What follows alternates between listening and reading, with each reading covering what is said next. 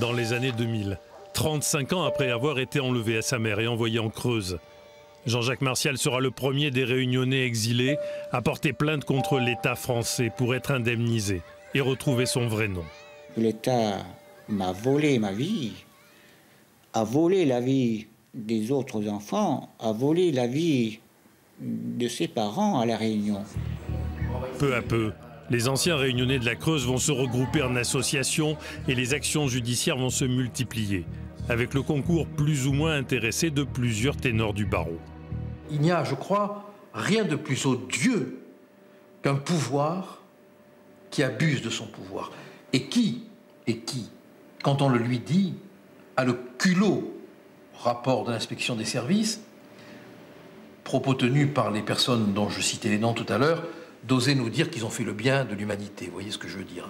On aurait dit à un de ces préfets, vous êtes préfet de Meurthe-et-Moselle, vous allez prendre tous les enfants de la DAS et les envoyer à La Réunion, il aurait refusé d'obéir. Le préfet qui est à La Réunion, on lui dit prenez ces enfants qui sont nés à La Réunion, où il y a une histoire différente de celle des autres départements français, faites-leur faire 10 000 km pour aller en France, dans la Creuse. Ils ont accepté de le faire. Je pense que de la part des fonctionnaires français, c'est particulièrement déshonorant. Mais tous ces recours judiciaires seront des échecs pour les Réunionnais, jusqu'à la Cour européenne des droits de l'homme. Alors qu'ils avaient perdu tout espoir, c'est l'Assemblée nationale qui va changer la donne.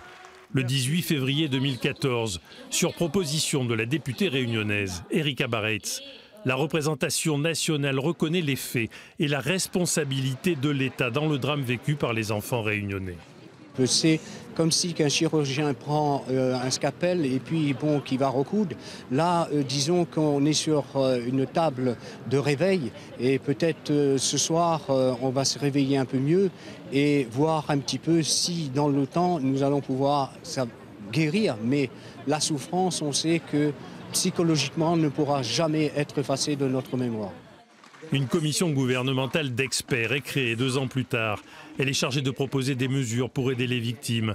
Mais surtout, elle devra faire la lumière sur les faits et les responsabilités dans cette affaire. La demande de mémoire pour les enfants et les petits-enfants. C'est quelque chose qui est ressorti, que je mesurais moins jusqu'alors. Cette demande de personnes qui disent « mais nous, notre histoire, on en a un peu honte ». On n'arrive pas à communiquer avec nos enfants et nos petits-enfants. Est-ce que la commission peut faire ce travail de mémoire? Personne ne doit avoir honte de ce qu'il est. Il a été ex-pupille dans ces conditions-là. Il n'a pas à avoir honte de ce qu'il a vécu, de ce qu'il est, de ce que ses parents ont fait ou pas fait. Et c'est pour ça que je parle beaucoup de paix. Et la paix, c'est raconter. Mais raconter la vraie histoire. C'est pour ça qu'on a encore du travail à faire. Désormais, tout autant que les mesures administratives ou les billets d'avion pour la Réunion, c'est la reconnaissance symbolique du drame qu'ils ont vécu qui devrait aider les pupilles réunionnais à surmonter leur passé.